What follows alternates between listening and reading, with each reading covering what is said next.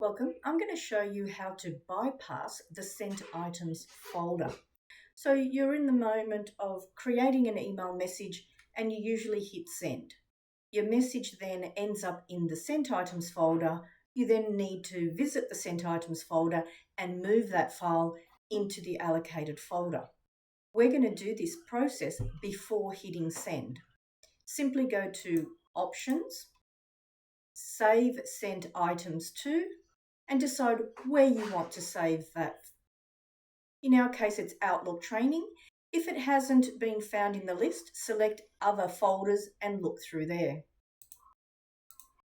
So once I send it, you will see that it's now ended up in my Outlook Training folder. Hope that was useful to you. Thanks for watching. Hope to see you in future sessions. I also do customised Microsoft Office training here in Sydney, Australia. Hope you can join me.